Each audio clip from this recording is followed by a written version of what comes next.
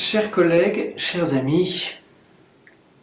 je regrette vraiment de ne pouvoir être parmi vous pour ce colloque national organisé au Collège de France sur un thème qui m'est si cher, celui de la culture scientifique, et sous les auspices du think tank le plus important. Et malgré ma non-disponibilité, je tenais à prendre quelques minutes pour vous faire part de mes réflexions, mon point de vue sur le sujet. D'abord, la culture scientifique, on y pense quand on est scientifique d'une façon qui est peut-être utilitariste, au sens où on se demande comment on va faire pour renouveler notre communauté. À une époque où on a identifié qu'un peu partout dans le monde, il y a un réel problème de renouvellement des chercheurs, des universitaires, de jeunes gens qui se lancent dans la carrière, un problème de vocation et de motivation. Il est important d'arriver à convaincre davantage, à recruter davantage, et pour cela, de jouer sur la culture scientifique dès le plus jeune âge. On a des exemples de très grands scientifiques dont la carrière a été déterminée ou très fortement influencée par un éclairage de culture scientifique qu'ils ont eu quand ils étaient jeunes. Alan Turing, quand il avait 10 ans, avec les fameuses merveilles que tout enfant doit connaître, et ainsi de suite. Ça, c'est le premier volet. Il est vital et on pourrait le qualifier d'utilitaire au sens où il s'agit vraiment de songer au renouvellement du stock. Et souvent, on s'arrête là, mais ce serait une erreur grave parce que la culture scientifique, ça a aussi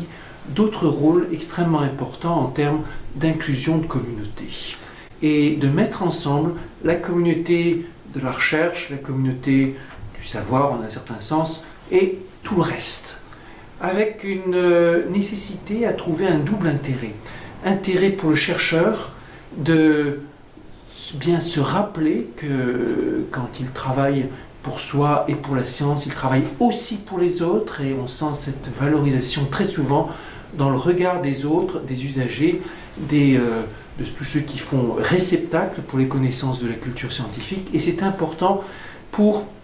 la façon dont le chercheur, la chercheuse envisage son rôle. Et puis bien sûr, c'est important aussi pour l'ensemble de la société de se rappeler que les chercheurs font partie intégrante de la communauté, de la société. Ce ne sont pas des experts qui sont dans un coin, dans une boîte particulière d'où sortira des recherches, mais ce sont des citoyens avec leurs intérêts propres, avec leurs possibilités d'échanger, et ils participent à cet ensemble de liens et d'intérêts communs qui fait une société, une culture. C'est important pour que les citoyens en question aient bien conscience de l'enrichissement intellectuel, personnel qu'ils pourront avoir par rapport à cela, qui puissent aussi participer à ce que les rencontres se feront entre tel métier, telle recherche, que les chefs d'entreprise aient bien en tête tout l'intérêt qu'ils peuvent avoir à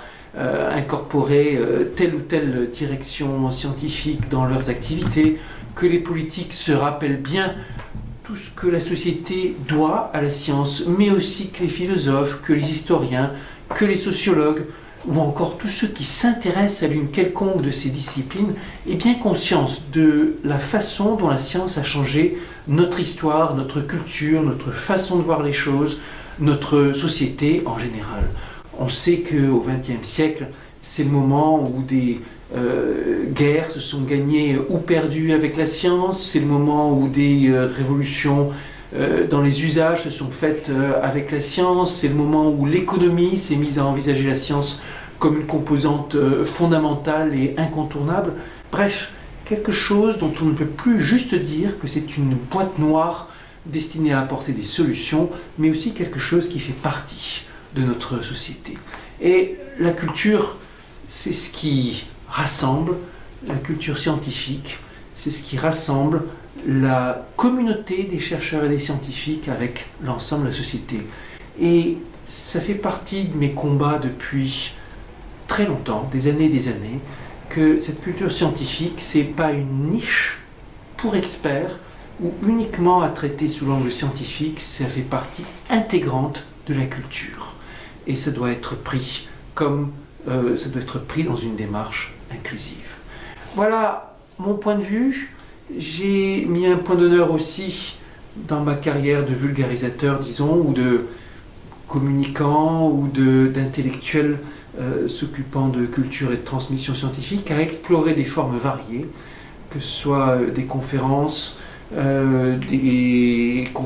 captées, des conférences en parole directe, en spectacle vivant, on pourrait dire, que ce soit des ouvrages avec des formes plus ou moins originales, que ce soit des collaborations avec des artistes, musiciens, dessinateurs, artistes travaillant avec des chevaux, c'était ce travail avec Bartabas, et ainsi de suite. En tâchant d'incarner, soit par la forme de l'objet, soit par la forme du dialogue, soit par le positionnement, tout ce que la culture scientifique a de partie prenante de la culture et de la société.